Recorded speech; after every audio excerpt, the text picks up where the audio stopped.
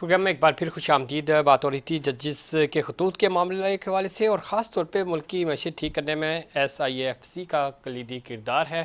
Prime minister آج تقریب سے خطاب کر رہے تھے اور انہوں نے یہ بھی کہا کہ آئی ایم ایف کا پروگرام بہت ضروری ہے. سخت شرائط ہیں لیکن اس کے باوجود ہمیں اس پروگرام میں جانا ہوگا. مزید بات کریں گے. ہمیں جوائن کیا ہے جناب حسین تھیبو صاحب نے, سینئر اینکر پرسن ہیں, سینئر تجزیہ کار ہیں. تھیبو صاحب خوش آمدید کہتے ہیں آپ کو شو میں. آپ کوشش کریں گے تھیبو صاحب سے ہمارا رابطہ بحال ہو اور ان کا پوائنٹ آف ویو بھی شامل کریں گے. ججز کے خطوط کے حوالے سے بات ہے اور سیاست نہیں ہونی چاہیے, ذمہ داری کا مظاہرہ کرنا چاہیے. اس کے اوپر پرائم منسٹر آج بات کر رہے تھے اور خاص طور پہ انہوں نے اس چیز کے اوپر بھی زور دیا کہ ملک کی معیشت ٹھیک کرنے میں ایس آئی ایف سی کا کلیدی کردار ہے.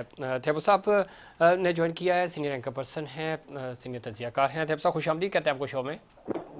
جی بہت شکریہ سر. کس طرح دیکھتے ہیں, میں سب سے پہلے چاہوں گا کہ ججز کے حوالے سے آپ کا پوائنٹ آف ویو لوں, پھر ہم اکانومی کی طرف بھی آئیں گے. معاملہ آہستہ آہستہ کنٹروورشل ہو گیا اور بات 6 ججز سے نکلی تھی. دھمکی امیز خطوط بھی ملے خود چیف جسٹس کو بھی, اور حکومت کی طرف سے جسٹس سابق چیف جسٹس تصدق جیلانی صاحب کو سرپرستی کمیشن کی سونپی گئی, اس سے بھی انہوں نے منع کر دیا. یہ پورا ٹوسٹ آیا اس پوری کہانی میں. اور اگر پرائم منسٹر کی گرپ کی بات کریں تو 3 بڑے فیصلے جو حالیہ دنوں میں ہوئے, تینوں چیلنج ہوئے. جیلانی صاحب کا معاملہ ہو, اس سے پہلے چیئرمین ارسا کا معاملہ ہو, یا اقتصادی کمیٹی کی سرپرستی کا معاملہ ہو. کہاں پرائم منسٹر کی گریپ کمزور ہے, کیبنٹ ان سے تگڑی ہے, فیصلے کہیں اور سے ہو رہے ہیں, کیا آپ اندازے لگا رہے ہیں یا کیا آپ کی انسائٹس ہیں؟ دیکھیں جی, بات یہ ہے کہ سب سے پہلے پرائم منسٹر پہ بات کرتے ہیں. پرائم منسٹر کے لیے یہ ہے کہ پرائم منسٹر ایک بہت اچھا ایڈمنسٹریٹر ضرور ہے, لیکن پرائم منسٹر شہباز شریف صاحب کی پہلے بھی یہ بات تھی کہ یہ بہت اچھا لیڈر نہیں ہے. لیڈر اور ایڈمنسٹریٹر میں فرق ہے. ایڈمنسٹریٹر جب یہ سی ایم پنجاب بھی تھے تو بہت اچھے کام کیے انہوں نے, پنجاب کو انہوں نے ڈیولپ کرنے میں کوئی کسر نہیں چھوڑی. لیکن جب 16 مہینے کی پرائم منسٹر کی بات آتی ہے تو پرائم منسٹر میں ان کے بڑے ویک ڈیسیشن رہے, اور ابھی بھی جو انہوں نے 3 ڈیسیشن جو آپ نے ذکر کیے, اگر یہ ان کو کرنے تھے تو اس کے لیے پہلے یہ ہوتا ہے کہ آپ کنسنسس کریٹ کرتے ہیں. جیسے تصدق جیلانی صاحب ہے تو آپ تصدق جیلانی صاحب سے پہلے ان کے کنسنسس دیے جاتے ہیں, دنیا میں لیے جاتے ہیں کہ بھائی آپ کی طبیعت ٹھیک ہے, آپ خیر خیریت سے ہیں, آپ آئیں. اور میرا خیال ہے کہ ڈیفینیٹلی یہ سب کچھ بھی ہوا ہوگا, لیکن ایک جو ہم نے ایک فورس کریٹ کی ہوئی ہے, جس جی طرح سے چیف جسٹس صاحب نے بھی کہا کہ تصدق جیلانی صاحب کے لیے ایسے ایسے الزامات آئے اور سوشل میڈیا نے اس کے اوپر ایسے ایسے الزام لگائے کہ ہمیں خود بھی سرپرائز تھا کہ یہ کون اور یہ کہاں سے. یہ بیسیکلی ایک 5th جنریشن وار فیئر کا ایک حصہ ہے, اور جو ہمارے ملک کو دمک کی طرح کھا رہا ہے. ہمیں سب سے پہلے تو ان چیزوں کو کاؤنٹر کرنا ہوگا کہ یہ جو ڈس انفارمیشن ہے, یہ جو بلک میں ہمارے ملک میں ایک مسٹرسٹ کریٹ کیا جا رہا ہے, وہ خاص طور پہ اداروں پہ ہو, وہ خاص طور پہ کیبنٹ پہ ہو, وہ ٹھیک. خاص طور پہ پرائم منسٹر پہ ہو, اس کو پہلے کاؤنٹر کرنا ہوگا. اور میں سمجھتا ہوں کہ جو انٹیریئر منسٹر ہے وہ فوکس ہے اس چیز پہ کہ یہ ہم نے ڈس انفارمیشن کو بلاک کرنا ہے, ختم کرنا ہے, تبھی میرے خیال سے یہ اس میں تھیبو صاحب زیادہ ایک صحیح. پوائنٹ پہ ضرور آپ سے وہ کروں گا کہ کیبنٹ ہو یا پرائم منسٹر ہوں, آپ بہت اچھے سے جانتے ہیں اور جس طرف آپ اشارہ بھی کر رہے ہیں اس میں کوئی شک نہیں کہ سب سے زیادہ ڈیمیج 5th جنریشن وار کی وجہ سے ہو رہا ہے. لیکن یہ ذمہ داری ہوتی ہے. میں ایک ریفرنس کوٹ کروں گا آپ کی طرف, اور اس چیز سے آپ اندازہ بھی لگا رہے ہیں کہ کراچی میں بڑے ایک زمانے میں چھرا مار گروپ فیمس ہوا تھا, خاص طور پہ ڈسٹرکٹ ایسٹ کے اندر. چونکہ جب ہم پولیس سے بات کر رہے تھے تو پولیس رسپونڈ نہیں کر رہی تھی. وہی چیز ہم نے دیکھا کہ کچھ ہی دیر کے بعد انڈین چینلز کے اوپر, انڈین میڈیا کے اوپر چلنا شروع ہو گئی, اور انہوں نے کہا جی کراچی میں کوئی علیحدگی کی تحریک خدا نخواستہ چل رہی ہے, لوگ بغاوت کر رہے ہیں اسٹیٹ سے. اور وہ چیز بالکل ٹوسٹ ہو گئی, چونکہ جو پولیس کا یا جو حکومت کی ذمہ داری تھی فوری طور پہ, اگر اس وقت انٹیریئر منسٹر سندھ اور یا داخلہ وفاقی وزیر داخلہ آ جاتے سامنے, اسپوک پرسن آ جاتے, بات کر دیتے تو وہ ڈیفیوز ہو جاتی.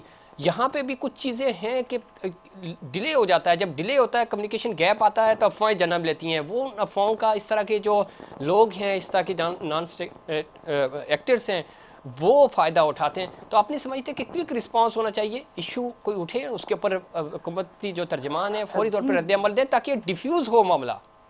جی بالکل ضرور ہونا چاہیے, لیکن آپ کے جو لارجر انٹرسٹ ہے نا وہ ملک ہونا چاہیے. تب اس دن سر جب وہ تو ہے, لیکن جو لوگ نہیں چاہ رہے تو وہ تو اس طرح کا ہلا بہانہ ڈھونڈیں گے کہ گیپ آ گیا, 2 دن گزر گئے, 3 دن گزر گئے, اس کے اوپر کوئی بات نہیں ہو رہی, تو پھر افواہیں جنم لیتی ہیں نا. تو اس کو کل کرنے کے لیے آپ نہیں سمجھتے کہ فوری طور پہ ایکشن بھی ہونا چاہیے؟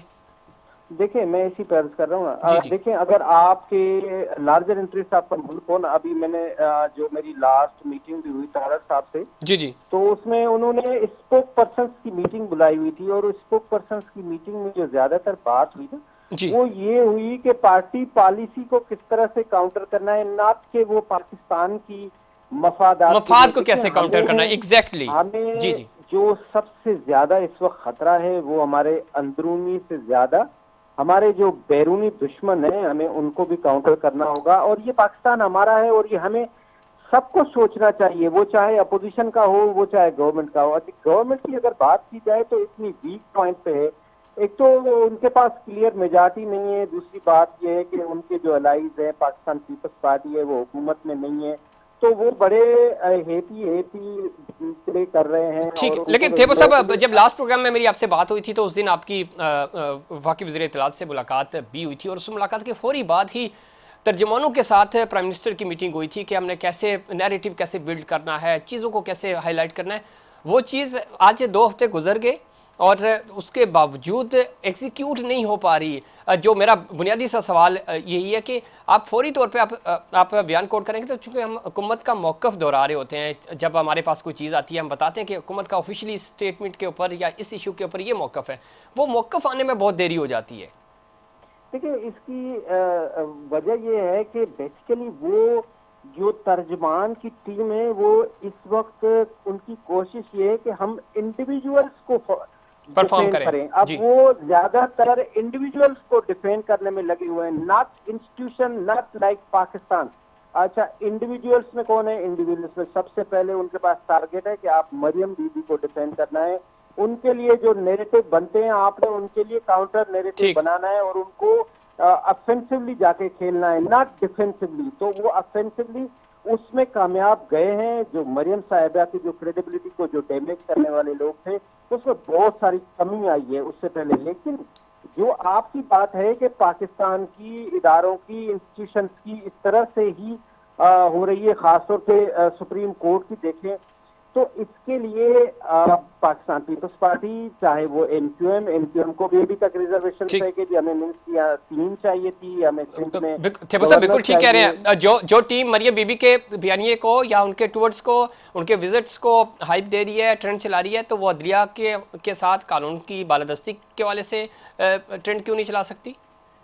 ڈیفینیٹلی میں یہی عرض کر رہا ہوں کہ جب آپ کا فوکس ہوگا, اداروں کا فوکس ہوگا پاکستان کا, اور آپ کا وہ آپ فوکس ختم کر دیں گے کہ ٹھیک. آپ نے فی الحال انڈیویجولز کو اسٹرینتھن کرنا ہے, تو تبھی جا کے ملک بہتری میں آئے گا نا. ابھی تو ہماری یہ دلی خواہش تھی اور ہماری دعا بھی تھی. میں ابھی جی جی مکہ مدینے میں یہی دعائیں مانگ رہا تھا, میں ابھی وہیں پہ تھا. تو جی اللہ بالکل. تعالیٰ پاکستان کی حفاظت کرے اور پاکستان صحیح سمت میں آ جائے.